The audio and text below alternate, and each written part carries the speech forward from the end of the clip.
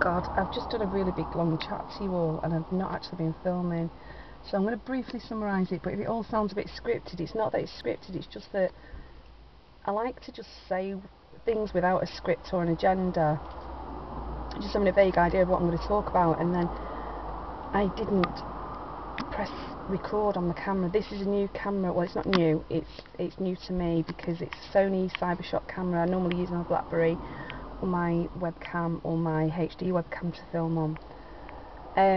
What I'm talking about today is my children's sports day, and what I wanted to share is the fact that I do suffer from agoraphobia and how much anxiety something like this causes me, and I wanted to explain to people a little bit about what agoraphobia is and what it isn't. The reason why I'm doing this is not because I want tons of sympathy off people. There's no sympathy, wouldn't help me anyway. It's always nice to get people caring about you, of course, but so the people that maybe have it or know people that have it could understand it a little better. When people think of agoraphobia, the first thing they think of is that it's a fear of open spaces, and they imagine somebody in a field being petrified. It's not. I'm sure there's a name for that. Sorry, I'm going to have to swap arms, my arm's hurting. For me, it doesn't have any logical rules. For example, I could go into a bar, I could pick up a microphone and sing a song to everybody, or do a speech, or do a talk on something, and do this, and not feel any anxiety whatsoever or any nerves. But then another time I could walk into the same bar and be stood at the bar waiting to order a drink and get very anxious and have to walk out there and leave. So there's no great rules to it. But I do tend to find when I'm going into a different situation, something that's out of my routine and norm, it causes me great anxiety. Last night I didn't sleep. I probably had about half an hour's sleep, if that. The whole night it was just broken and it was just horrendous, and I couldn't sleep and I was just really, really anxious. All because I'm coming to, a field to watch a sports day. I can't explain to you why it causes me anxiety, and I can't tell you what about it is particularly anxious. Last night, things were going on in my head. What if I'm late? What if I can't find the venue? What if I forget to go? And that may sound crazy, but I do suffer really, really badly with amnesia, and I do forget things all the time. I've already messed up 2 appointments this week. We're supposed to go to see 2 grammar schools this week, and I mixed up all the dates completely and got them all completely wrong and missed both the grammars that I wanted to go and look at. So it's not an unfounded fear, if that makes sense. Yeah, sometimes, for example, I can go into a place where I've been tons of times, like the cinema, and I can get really, really anxious.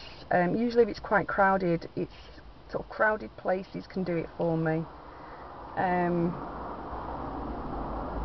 Yeah, because I don't know how busy it's going to be today, and I don't know how many people are going to be there. That's causing me anxiety. I don't know exactly what time it starts and what time it finishes. I can't access my emails easily at the moment because my phone is in the shop being fixed again. The other thing I have a great fear of is that I don't spot and recognise people easily. So basically, the number of times I've been accused of blanking people, ignoring them, snubbing them and things like that, so that worries me because there's going to be lots of people here that I am supposed to remember, recognise and know, and I might not. Partly due to anxiety and sort of staring at my knees or whatever. And partly because I just don't recognise people and I never remember the names. It's been a constant source of amusement for friends over the years. I don't know if there's a name for it, or I'm just an absolute idiot. But I just don't remember people's faces and names. I just sort of like, people talk to me and I'm like thinking, and I really don't know who you are. And then my friend will go, you've seen them about 50 million times, it's da-da-da, who's, da-da-da, from blah blah blah. Anyway, so I just wanted to say, I'll show you a picture of the field in a second. I'm not allowed to put any pictures or films of the children at sports day on any social media sites, so there won't be any of those, unfortunately. I might do one just for my family and share it to my family.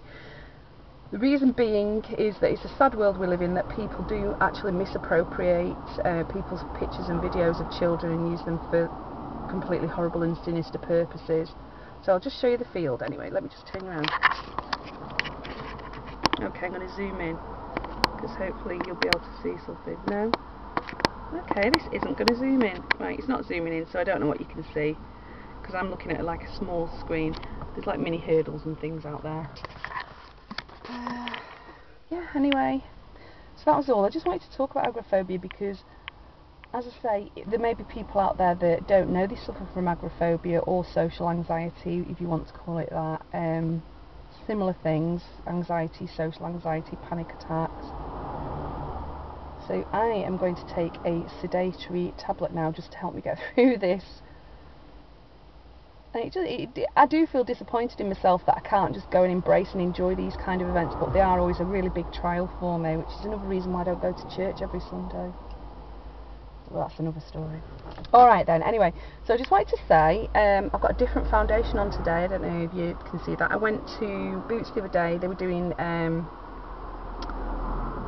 things for Macmillan Charity, and I gave £2 to Macmillan Charity and got a 7-day sample of Yves Saint Laurent foundation. It's the Radiant foundation, and I've got that on, and I've actually got my a lot of people have said how lovely my skin looks. My skin isn't lovely, but one thing that I do think makes a massive difference is I put on my foundation and then I put on my powder, and then I use Collection 2000, or Collection as it's called sometimes, Mosaic bronzer, and it's got loads of sort of shimmer and highlighter in it, and I just get that on a brush and I just sort of put it all over the face really, and then I put my bronzer on, and then I put my blusher on.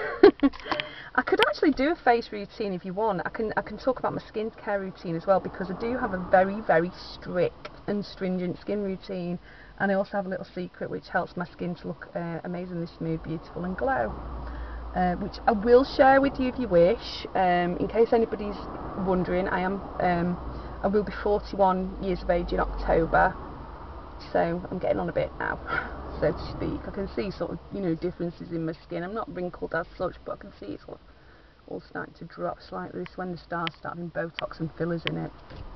Anyway, so anyway, I'll see you soon, and in case you're interested, the lipstick I'm wearing is Revlon Kissable Lip Balm Stain in Darling. So I'll see you soon. Thank you very much for watching. Please, if you want to ask any questions, or if you want to talk about any of the issues that I've raised in this, comment below. I'm always on Twitter, Facebook, other places. Just tweet me or speak to me or email me. Go on my blog. My email's on the blog. I'm quite happy to, you know, chat to anybody, and I will always reply to people's comments as well, provided they're not rude, lewd or obnoxious. I just delete them then. Alright, I'll see you soon. Thank you very much, and I hope you're all well. Bye!